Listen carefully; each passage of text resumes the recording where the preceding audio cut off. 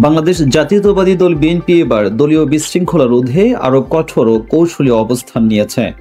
চাঁদাবাজি, দখলবাজি এবং দলীয় শৃঙ্খলা লঙ্ঘনের মতো অপরাধে জড়িত বিতর্কিত নেতাকর্মীদের বিরুদ্ধে জিরো টলারেন্স নীতি গ্রহণ করেছে দলটি।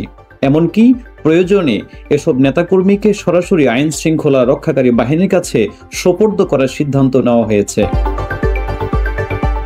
সাম্প্রতিক সময়ে একদিনে ২০ জনকে বহিষ্কার এবং চট্টগ্রাম উত্তর জেলা বিএনপির কমিটি বিলুপ্ত করার ঘটনা এই কঠোর অবস্থানেরই বহিঃপ্রকাশ। জানা গেছে ২০২৪ সালের ৫ আগস্টের পর থেকে দেশের বিভিন্ন জেলায় বিএনপি ও অঙ্গ সংগঠনের কিছু নেতাকর্মীর বিরুদ্ধে তদবির বাণিজ্য, চাঁদাবাজি এবং প্রভাব বিস্তারের অভিযোগ উঠেছে।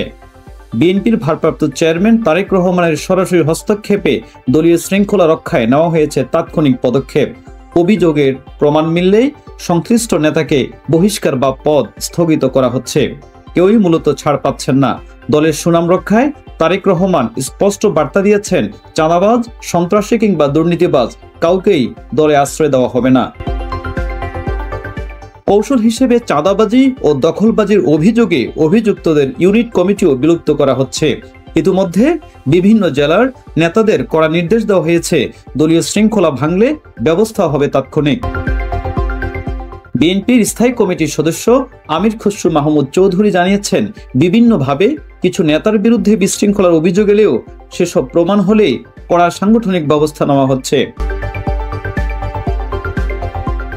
হিউম্যান রাইটস সাপোর্ট সোসাইটির তথ্য মতে গত ১১ মাসে বিএনপির আভ্যন্তরীণ কোন্দলে ৪৭৮টি সংঘর্ষের ঘটনা ঘটেছে, যাতে ৮০ জনের বেশি নিহত ও কয়েক হাজার আহত হয়েছেন। আইন ও সালিশ কেন্দ্রের তথ্য মতে গত ১০ মাসে নিহত হয়েছেন ৬৮ জন। তথ্য মতে প্রায় ১৬০০ বহিষ্কৃত নেতাকর্মী ইতিমধ্যে তাদের বহিষ্কারাদেশ প্রত্যাহারের আবেদন জমা দিয়েছেন। তবে নির্বাচন ঘনিয়ে এলে এ বিষয়ে নীতি নির্ধারকরা নতুন করে সিদ্ধান্ত নিতে পারেন। বিএনপির হাইকমান্ডের বার্তা অত্যন্ত স্পষ্ট, দলের ইমেজ রক্ষায় এবং নির্বাচনের আগে বিতর্কিত কর্মকাণ্ডের ছাপ মুছে ফেলতে প্রয়োজন হলে কঠোর সিদ্ধান্ত থেকে কেউ রেহাই পাবে না, বলছে দলটি।